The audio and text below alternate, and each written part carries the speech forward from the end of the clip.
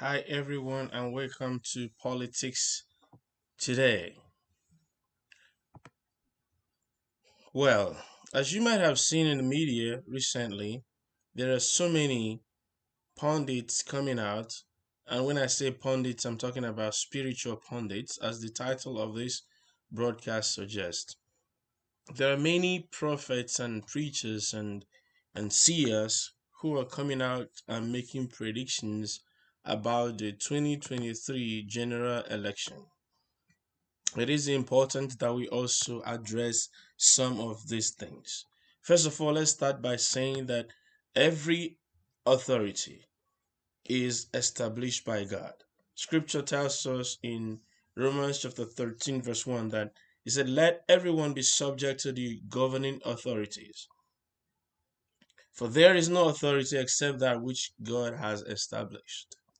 The authorities that exist have been established by God. So we take it that way. Every authority that exists have been established by God. And I want to also say that every authority is used of God or is an instrument in the hand of God. However, however, he uses human beings sometimes to enthrone these people, or sometimes he gives us a taste of what we're asking for so that we can understand really what it was that we are craving for. But I want to start by saying every authority is established by God. Now I'm going to take you through some scriptures and you will see what the Bible has to say, because in Nigeria, being a superstitious and super religious nation, I would I would be saying, I would, take a leap and say there could be possibly millions of prophets there. Whether they were called or they call themselves, there will be potentially millions of prophets and seers. And so far, we've seen people seeing one candidate win and then another seeing another candidate win. There can only be one candidate that wins. There are 18 candidates running. So if you tell me that one of the 18 will win, there's one in 18 chances you'll be correct. That's just the way it is. And then when you talk about it, knowing the way Nigerian politics work, there are about three major candidates that you can say one of the three will win. So if you bet on one of the three, you have a 33% chance of being right. Now, if these prophets are saying and projecting based on what they want to see, then let them tell us so. But when they say God is telling them, or the Spirit of God is telling them, like many of them say, well, God is not the author of confusion. 1 Corinthians chapter 14 tells us he's not the author of confusion. So there must be a problem somewhere. Now, if you're a man of God or your general overseer has told you that a particular candidate will win, and that candidate happened to align with you and you're so happy, let me just warn you, don't go and sit down and say, because your man of God says your candidate will win, that he will win. You still need to do something. I'm going to take you through some scriptures. So let's just start right away, right? So I've said here that every authority is established by God, but let's go to Ezekiel chapter 14. Ezekiel chapter 14 from verse 1 to 4. I'm going to read one of the translations I have here for you. And I just, you know what? Let's just have two translations. All right. So let's have the New King James Version, which is the last one here. So it says, now, let's read that. Now, some of the elders of Israel came to me and sat before me.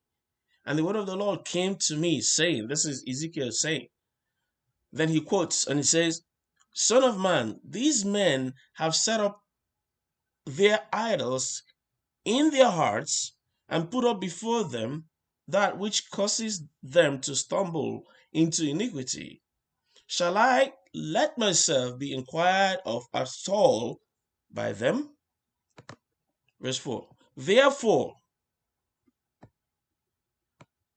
speak to them and say to them, quote, thus says the Lord God, every one of the house of Israel who set up his idols in his heart and puts up before him that which causes him to stumble into iniquity, and then comes to the prophet, I, the Lord, will answer him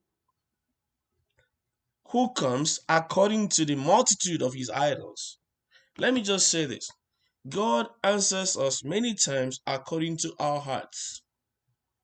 And so you are praying for a particular candidate, but you have set up you are praying for a particular outcome, but you have set up in your heart a particular candidate, and you know this candidate does not line up with your prayer.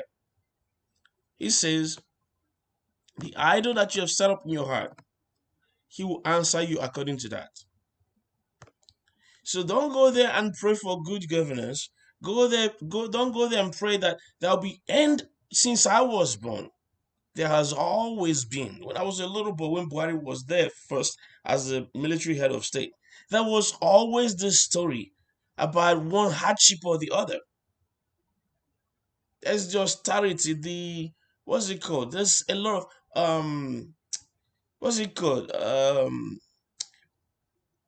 It's something about war against indiscipline, but there's another one, structural adjustment program. That's always one problem or the other. Then fuel scarcity, then devaluation of currency under IBB. There's always one hardship or the other for the people. Always, always. We've gone through this over and over again, and people have become numb and used to it. And people pray and pray all the time for things to change. When Abacha was there, almost every family was praying night prayer, morning prayer, because things were tough. And then Abacha was removed from the scene, and then we got OBJ and things loosened up, and then we went back to corruption. It just seems that we have a way of being attached to bad things. And so you have been praying all your life for something good to happen. Now, this Saturday, you are going to the polls to answer your own prayer. Please, it doesn't matter the money they gave to you, even if they made you to swear an oath. Don't mind them. That money belongs to you. They've stolen us blind. You see how much they steal from oil. And when they caught them, they put the evidence on fire. That's how terrible the people that we have elected to lead us are. And the Minister of Petroleum is the president. Okay. So, and nothing happened about it. You've seen the Supreme Court justices put a guy who was fourth in an election, who didn't even pretend to have won the election. They made him the governor. And then you have seen them also put two new people that didn't even contest for senatorial positions as the winners. What is the hope? Please be the answer to your own prayer, because this place says that whatever you set up in your heart, God will answer you according to that. Please make sure you set up the right things in your heart. Now, let me tell you something. There's a story I want to build up for you here. So, there's a man in the Bible. His name is Saul. Was Saul. Saul was the king of Israel. But before Saul became king, he didn't even know what was going on. Saul was just busy minding his own business, and his father's sheep oxen were lost. And while he was looking for it, he came to he encountered Samuel, and Samuel anointed him and made him king over Israel. But why was that? Why was that? So let's look at why that was, and then we'll come back and talk about Saul a little bit, and talk about David a little bit, and then we'll go and conclude on the plan of God, because the plan of God never changes. 1 Samuel chapter 8 verse 4 to 5. So all the elders of Israel gathered together and came to Samuel at Ramah. They said to him, you are old, and your sons do not follow your ways. Now appoint a king to lead us. If they stopped there, it would have been a different story. But look at what they said. such as all other nations. They want to look like other nations. So they had an idol in their hearts. They've set up in their hearts the kind of king they want and how they want to look to other nations. Before now, God had appointed them judges that judged them, that led them over time, because the plan of God is always the same. If you remember, in the book of Exodus, in the book of Deuteronomy, when Moses was blessing the children of Israel, he had made some proclamations. He had said that the scepter shall not depart from Judah. He was prophesying to say leadership must come through the lineage of Judah, even though he wasn't the first. But he said the scepter shall not depart from Judah, neither the lawmaker from between his loins. So leadership and kingship will always descend through Judah. And there was one on whom that leadership must rest on. But before this person's time, the Israelites craved a king that looked like other nations. And so that is how Samuel entered. That's how Saul entered into the picture. Because Saul was taller than every other Israelite from shoulder and up, just like the Philistines, just like the nations around them. So they received somebody that resembles their idols in their hearts. But Saul disappointed, and Saul would be replaced by the one who descended from Judah. Very important. But now they craved for Saul, for someone that looked like the Philistines, and they got Saul. And guess what happened? Saul was their king for 42 years. In some places they will say 40 years because it's not up to 50, so it's 42 years or 40 years in some places. But 40 years he was there. So he ruled all through. And the important thing I want to show you why I'm showing this thing here. I'll go to that next. But Saul ruled them for 40 years, and he did all manner of things, and he ruled. Now let's just go into it quickly. We know that David took over from Saul, right? And we know that when David came to the battlefield at some point, there was, the Philistines, the Goliath was threatening them, standing before them and making a joke of them. And he came as a little boy to provide supply to his brothers. And then he heard Goliath making the boast against the armies of God. And that's how he got involved in the whole battle. You know the whole story. He kills Goliath, and he was about 17 years old then. And then the women will sing, Saul has killed his thousands, David his tens of thousands. And Saul was jealous and wanted to kill David and all that and all that. And finally, David became king. Now, please pay attention to this place. Saul was king for 42 years. Let's go quickly to the next place I want to show you quickly. Here, David was 30 years old when he became king, and he reigned for 40 years. David was 30 years old when he became king. We just established here that Saul reigned for 42 years. What that means was that Saul was already reigning for 12 full years before David was born. He was already king for 12 full years before David was born. By the time David showed up in the battlefield, when David was 17, Saul was already king for 29 years. Almost 30 years. Almost 30 years. Saul was already king for 29 years when David showed up in the battlefield. Okay, so and then for the remaining 13 years, of David's life, so Saul was king for 29 years. 29 years. By the time David showed up, to provide supplies to his brothers.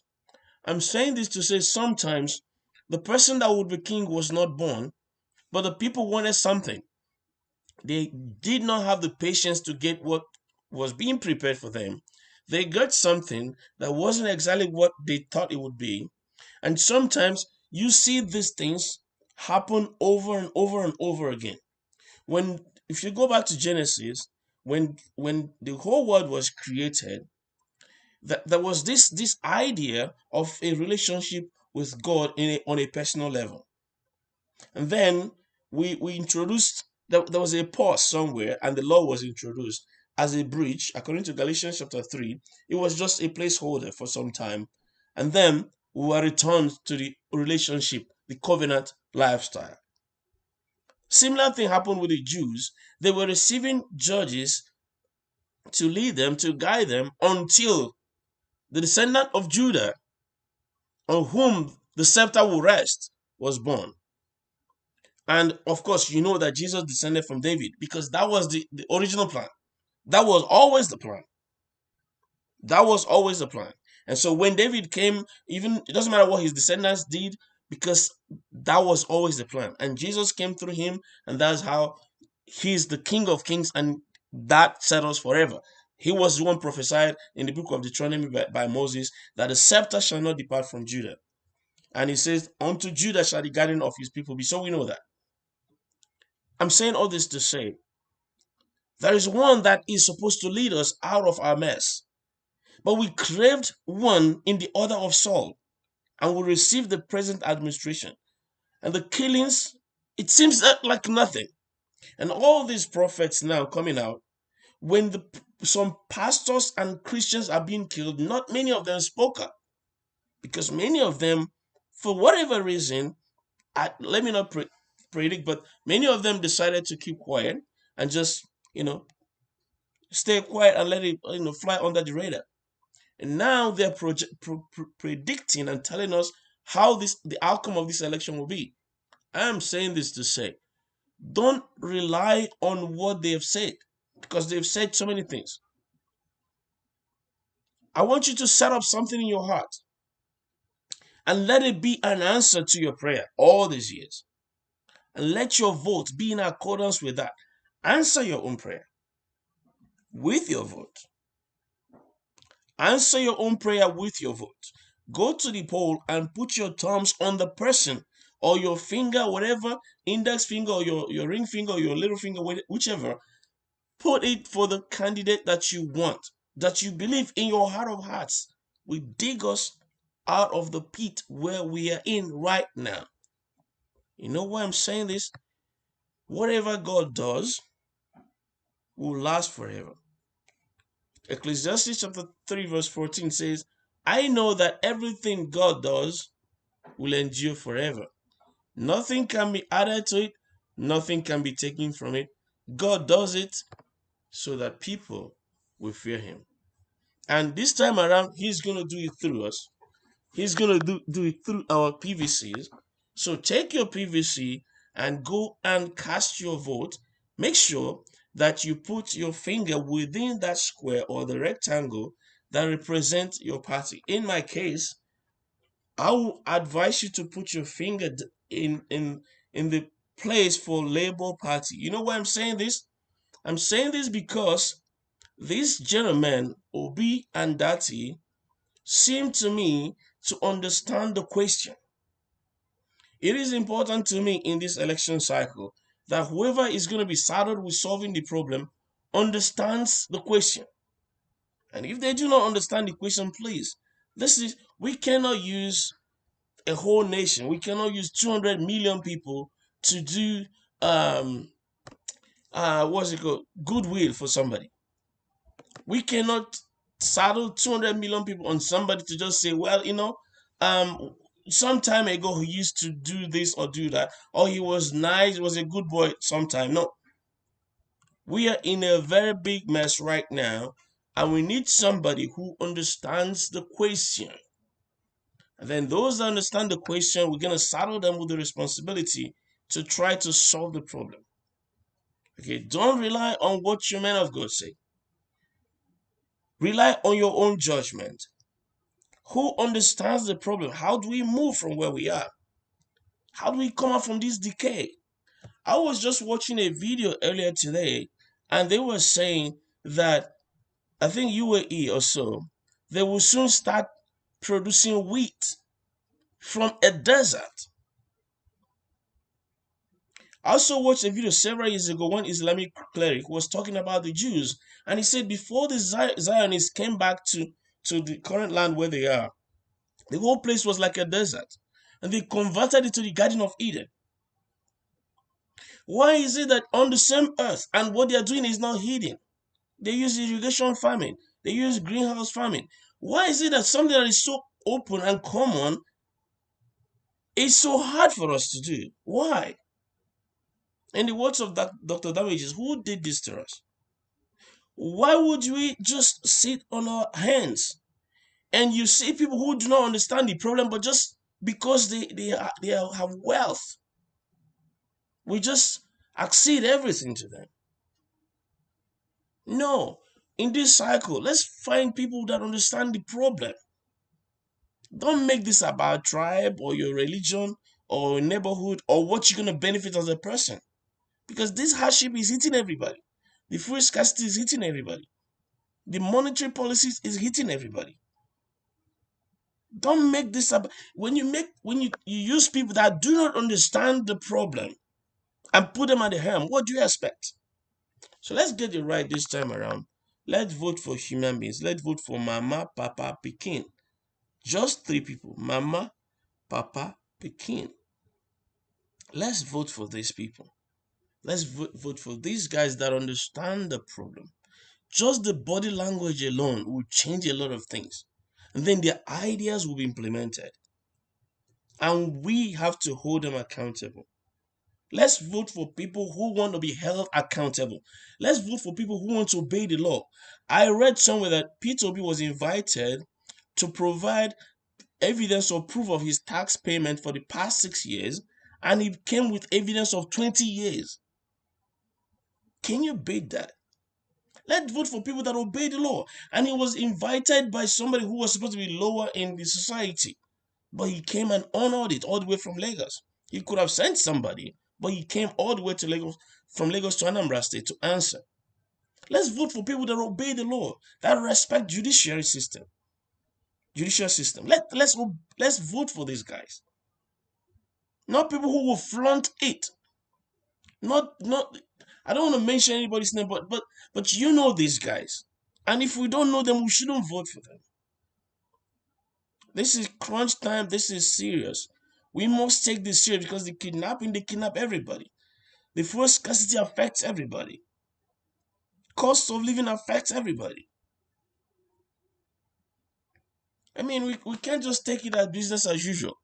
This is crunch time. And I'm talking about these guys because I believe that these guys are the ones that understand the problem and they have a chance of trying to solve this problem.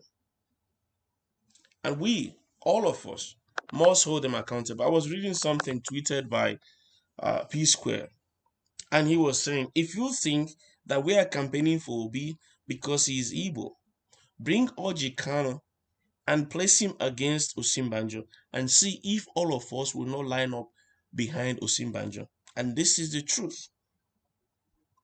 If you brought um or Oji Kano, if you brought um what's his name, in former Imo State Governor um um Rochas, if you brought the current Ebonyi State governor, if you brought these guys and you brought Osinbajo on the other side, you will see when we lined up behind Obasanjo, it wasn't because he was Igbo. When we lined up behind Yaradua, it wasn't because he was Igbo. When you give us options, we look at the playing field. If Obi wasn't there, we would have lined up with somebody else. If it was Orji Kano, for instance, or what's his name, uh, Rochas, or the Ebonyi guy, I just forgot his name now. If you give us these guys, trust me, we will line up behind Osinbajo if Osinbajo was running. In fact, during the primaries, we were so wishing that it would be Osinbajo against Obi because then it would be an easy, maybe not easy decision, but then it will be head or tail, win-win. Because not to take anything from Tinubu, he did what he could do when he was much younger.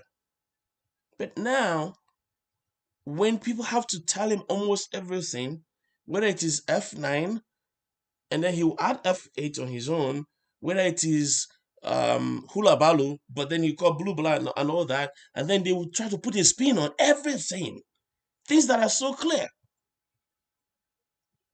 because he is no longer that sharp as he used to be. No insult. It's just what happens with age. There's a reason Okocha is not playing for Super Eagles anymore.